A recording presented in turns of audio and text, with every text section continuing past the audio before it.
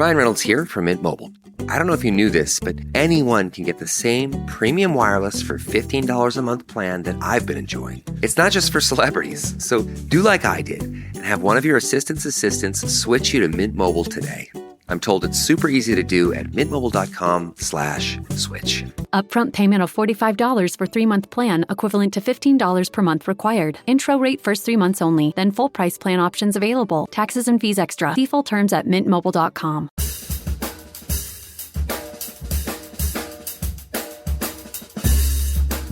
I mean, no one plans to get sick, and yet, here we are. My name is Matthew Zachary. A quarter century ago, I was given 6 months to live with a diagnosis of terminal brain cancer. For more than 15 years, I've been ranting and raving on the air about stupid cancer and now stupid healthcare, and I'm just getting warmed up. So let's all go make healthcare suck less together, because you know what? We're all out of patience. Hey, that's the name of the show. Hey there, friends. Welcome back. You know, a couple of years ago, I had like this ridiculously insane opportunity to be on the cover of Newsweek magazine. You might have seen it. Some of you know me a long time that are listeners of the show or the old show at Super Cancer. And man, was that a privilege. I was on the cover with 3 other luminaries. It was really a seminal cover story. And within the magazine itself, which, by the way, was a special edition of Newsweek specifically on Cancer Rebels, were many articles about not just the 4 of us on the cover, but sort of the systemic issues facing patient advocacy today, research, access, the usual suspects. One of the journalists that did the piece on me specifically was Jessica Firger. And we became fast friends. This is 5 years ago, perhaps. Anyway, so we recently reunited over LinkedIn and text and all the things, and I invited her to come here to Offscript Health Studios for an in-person interview and kind of a band reunion cover-versary thing for Newsweek. Jess has been a health journalist and an editor for so many years. She's covered everything from chronic medical conditions, the heavy burden of infectious disease, public health, innovative tech, the future of medicine. And she's written for the Wall Street Journal, Everyday Health, CBS, New Yorker, Newsweek, Dr. Oz, CNN. I mean, what else do you need? She's the real deal. It was such a privilege and a pleasure in the karma of the universe for all things full circle to see her again, give her a big hug, and just have a fabulous, organic conversation. You are going to love this show. Jess Firger, here we go. I am here with Jessica Firger. I am so excited to welcome you to Out of Patience. Thank you for having me. It's been a minute since I saw you, and the world is quite different now. Like, it's always nice, when times were simpler, right? I'm going to lurch into how the Gen Zers are asking the Gen Xers what nuclear holocaust was like in the 80s. Right. Oh, it was Rocky IV. He fixed everything. Come on, where's our Rocky right now? It's really funny. Yeah. For those listening, I have to point out, many of you may know that I was once on a cover of Newsweek magazine, something I've been pulling forward as long as I can, squeezing every time out of it I can. One of the biggest privileges of my career was to bring that level of exposure to the national public audience. And I have Jess Firger to thank for that. You're very welcome. I think about that work weekly, easily. I was actually telling... News weekly or just weekly? News, yeah. No, well, now that I'm out of news, I would say weekly. I was telling some colleagues at Union Square and Company Book Publishing, where I work now, about the issue and how it was definitely one of those benchmarks of my career to have the opportunity to identify what one of the most important things that was going on in healthcare at the time and in medicine. It was wide open, do a special issue about cancer. And we settled on this idea of people that were breaking the mold of what cancer care should look like, and who is the patient that's getting it. It's not always a 75-year-old man. And you showed up. I started doing the research and there you were. And this morphed into this concept of cancer rebels. And I think you are like the OG cancer rebel. I had someone on the show recently who asked me what my treatment was. She's an oncologist. And I told her what I had. And without too much jargon, I had something called stereotactic radiosurgery in addition to full body cranial radiation. Lots of syllables there. But A, they don't do stereotactic radiosurgery, SRS, anymore. And she's like, you had that and you're alive? So apparently I'm dated to the contrary, one of the oldest surviving SRS cancer patients in the country. That's amazing. So, it was a pleasure to be alive, to work with Newsweek on this. I do want to point out that you also took on cannabis in that article, something that is clearly not nearly as controversial. Here we are 7 years later. Right. But at the time, it was quite rebellious of you guys to choose to add that to the narrative. What was behind that decision? And not only marijuana, but marijuana for children with cancer, which was even, I guess, more maybe shocking. I guess you could say shocking for that time. It's so funny that it's only 7 years ago, and you think even just how much has changed with that. What was his name? Landon. He had been featured in a documentary for that Sanjay Gupta did on marijuana and legalizing marijuana, and he had, I believe. Did he have? I think he had leukemia, or he had a We'll fact check after the fact. Yeah. Okay. Google it, people. And his, he just couldn't get the right treatment, and his mom fought for it and would just cross state lines to get it for him. And there were arrests, and her kid was taken away, and just all of the stuff. And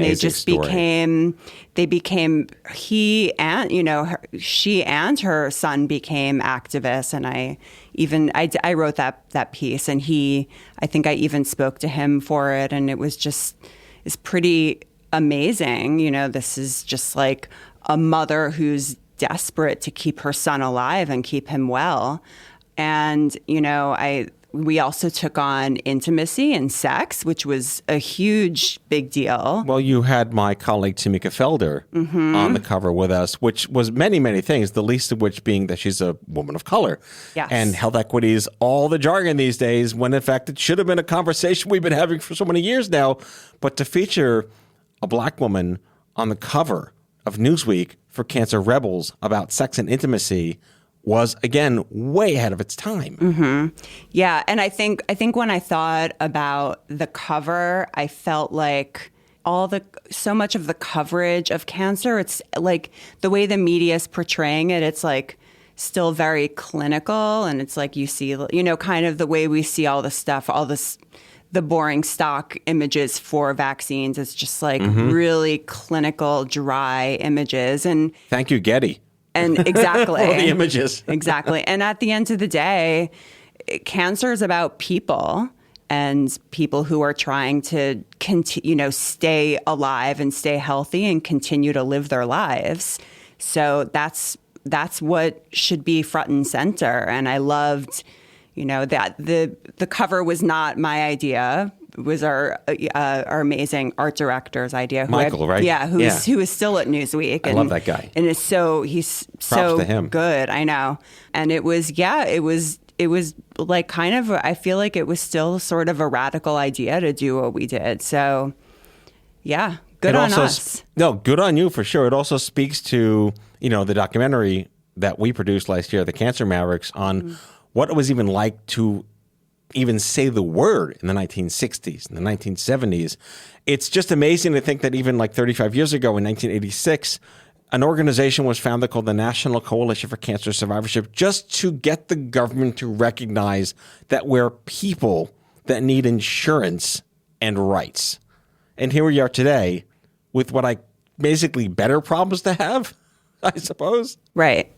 I mean, I think the pandemic is a good example in terms of the media's portrayal of it, where there's, as somebody who has been in news, you put together a story on maybe, I don't know, the approval of a booster, the vaccine booster for certain age group of children. And so the last thing you have to do, you need to get the story up. The thing you have to do is find a photo to Right. slap on the article. And they become, it's a very weird thing because all of these news photos, they become kind of like stock photos. Yeah. And when I was at CNN, sometimes I would make sure go through our feed and make sure, because sometimes we would have just like the same photo Right. for The same the thing. last 5 articles. And then you would click on USA Today's website and they have the exact same photos. Mm-hmm. And I think pictures speak louder than words. And I would say that's one of the things that maybe makes people pay attention. They kind of shut down. They're like, well, this is just, I saw this already, Well, does that speak to a change in the dogma of photojournalism? Oh, for sure. Well, I mean, most online sites are using wire services or Right. using. Because it's cheaper and easier. Right. Yeah. It's very rare that you have outlets that have their own photographer. I mean, the New York Times does. Right. They still will pick up a photo from Getty or something, but they're using their own photographers. Does Getty get paid for mentioning their name? Because I don't want to incur too much cost. They'll come after you saying the word Getty. No, I'm talking about the gas station, not you guys in L.A. I promise, for sure. So looking at your incredibly storied career, you are insanely prolific. I did my diligence and went back. The list is endless. Who you've written for, who you've worked for. I mean, I just, as if you don't need more credibility. MSN, BBC, Fox and Friends, NPR, Dr. Oz, CBS, Everyday Health, Wall Street Journal, New Yorker, Newsweek. What else? What haven't? Who haven't you written for? It's amazing. Thank you. One of my favorite articles you wrote, and this is just a total throwaway right now, is your investigative report into what the hell's in our chocolate during Halloween. Do you remember that piece?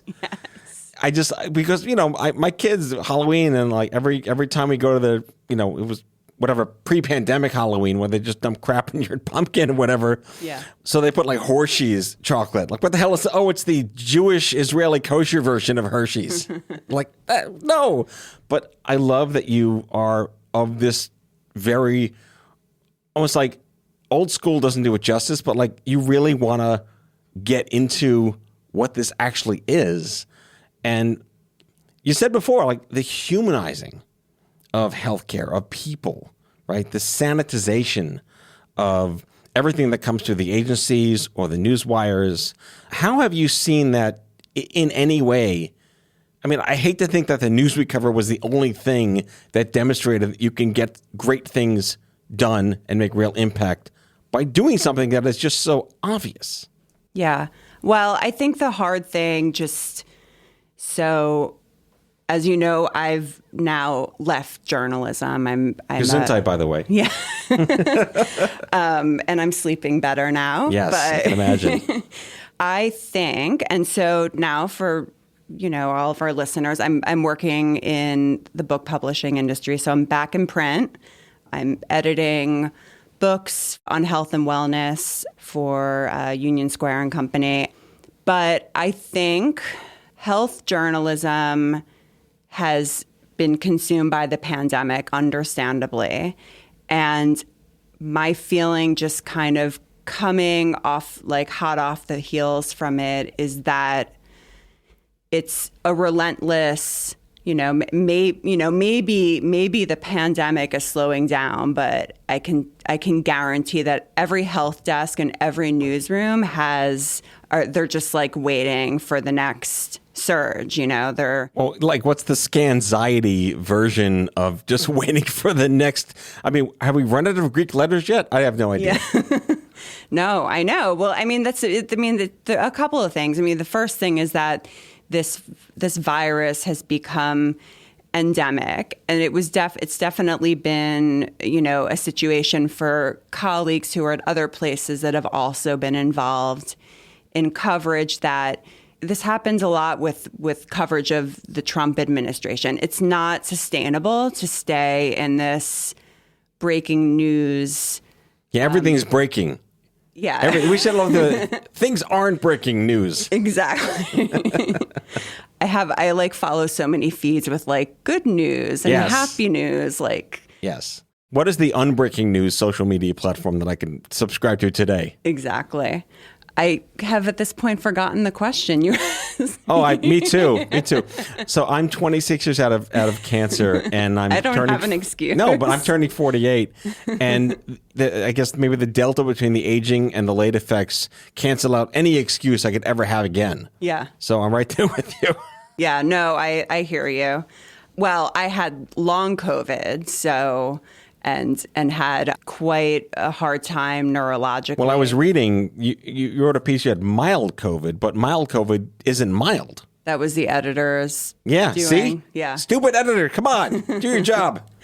I got sick. I was like, a pioneer. I was sick by like the end of March, 2020. So Oh, wait, I want to get to that. Yeah. But after the break. Okay.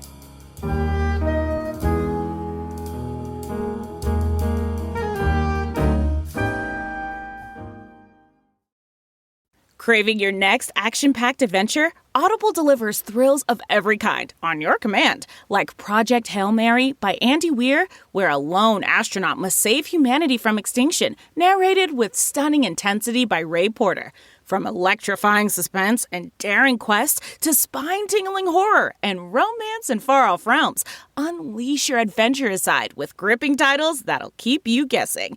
Discover exclusive Audible originals, hotly anticipated new releases, and must-listen bestsellers that hook you from the first minute. Because Audible knows there's no greater thrill than the one that speaks to you. Discover what lies beyond the edge of your seat. Start your free 30-day trial at audible.com/WonderyUS. That's audible.com/WonderyUS.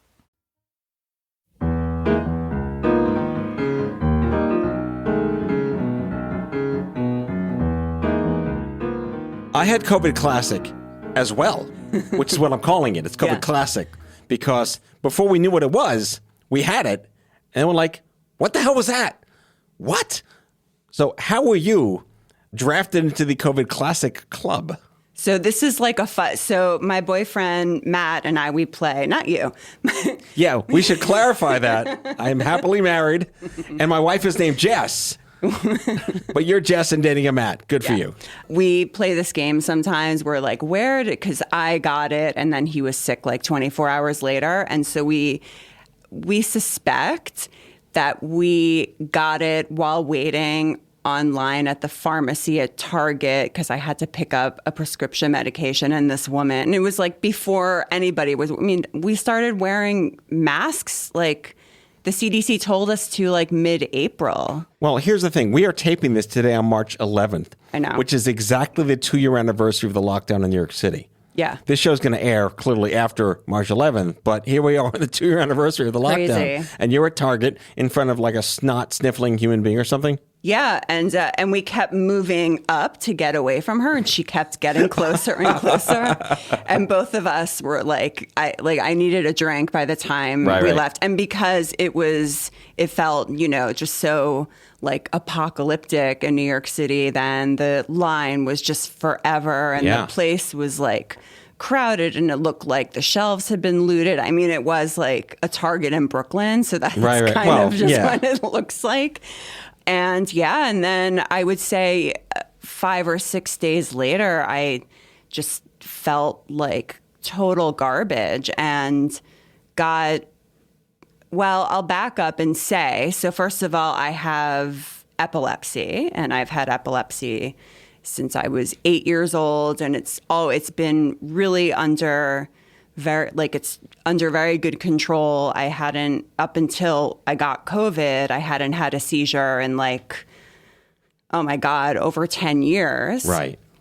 And the day before I started to develop symptoms of the virus, I was like just sitting, and I started to feel like I was having a seizure, but it had been like I get like partial seizures, so I don't lose consciousness. May I say seizurettes? Exactly. Okay. And it had been so long since I had had one that I had to, like, it didn't occur to me until after, when I had, like, I walked around the rest of the day with, like, a massive headache. Like, somebody had hit me on my head, and I went into the grocery store, and I went in there. I knew I needed half and half and something else. And I got there, and I'm like, what the fuck did I come here for? And I had to, like, stand, and I, like, looked around and like, oh yeah, that's what I need. But that was your pre-symptom.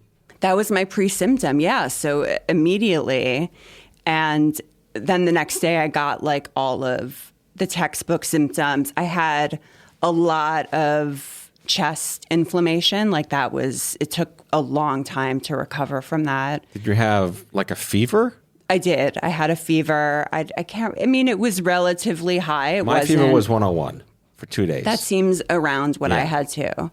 But yeah, and then, and I slowly got better, but I started to notice, as we now hear so many people talking, I was having a lot of brain fog.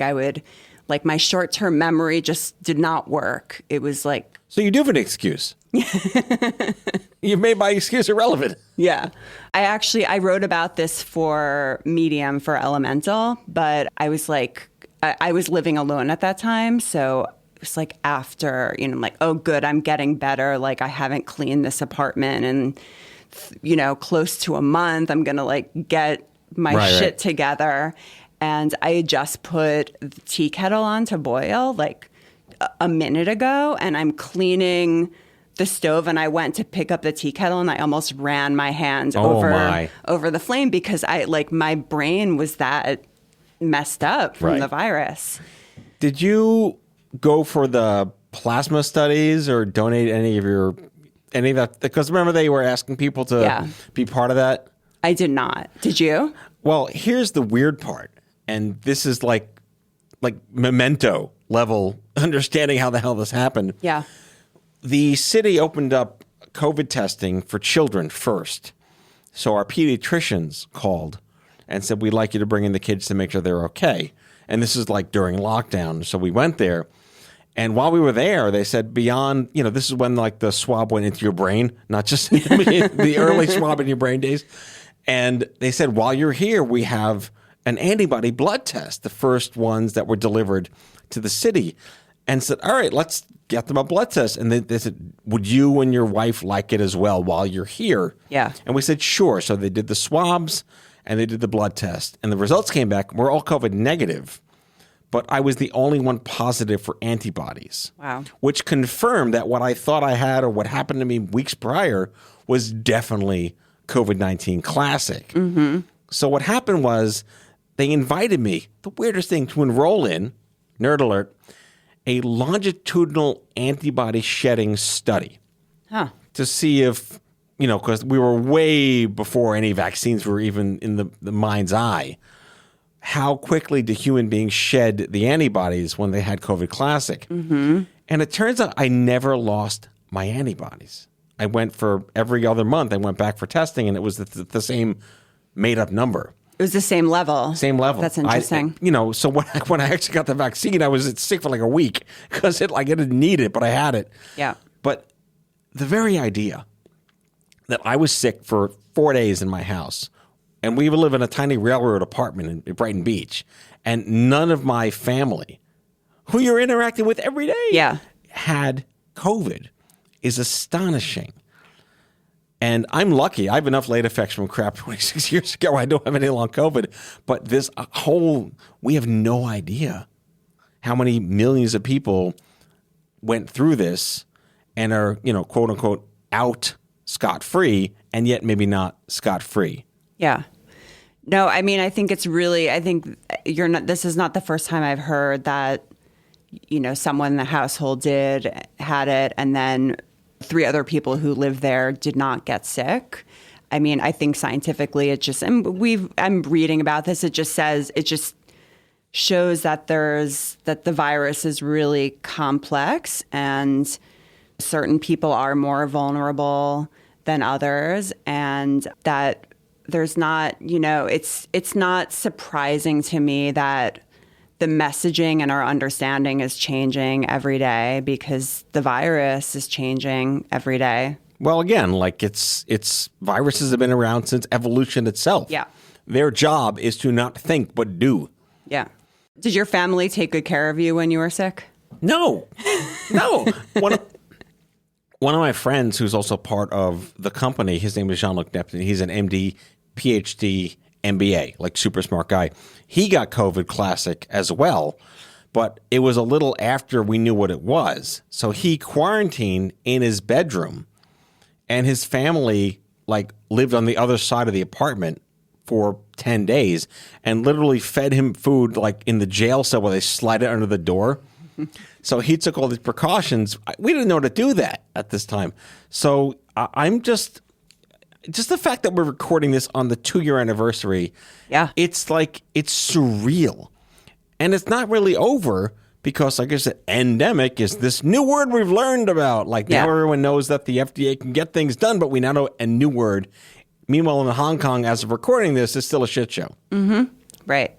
The influenza is endemic and it comes back all the time, you know? Mm-hmm. Like, I think anybody who thinks that we're done with this is just delusional because we're not. And even if we were, there's something else right around the corner. Another big story that I did at Newsweek, and I laugh now because it was such a big deal, was when Zika landed in Miami Beach. I'm going to chuckle.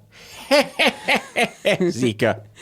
And it was like this big deal, like, holy crap, this scary mosquito-borne illness. And I went down there on assignment to do like a big feature, and I identified public health workers, and I secretly followed them in Miami Beach, like, what is it? I forget what the like that main road where you go, where there's like all, like it's basically like an outdoor mall. Right. And I followed, I spotted them. They had water. They had like coolers for drinks, but they were going around.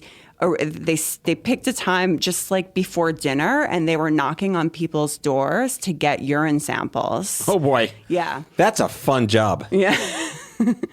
And it was optional to give them, but this was like this crazy public health intervention, and people are like, "Oh my God, the plague is coming!" And it's just kind of really funny to think about that now. I have a very unscientific theory, about how we've eroded our immune systems as a species because of the over-purification before the pandemic, and how playgrounds are made of styrofoam now, and no one gets hurt.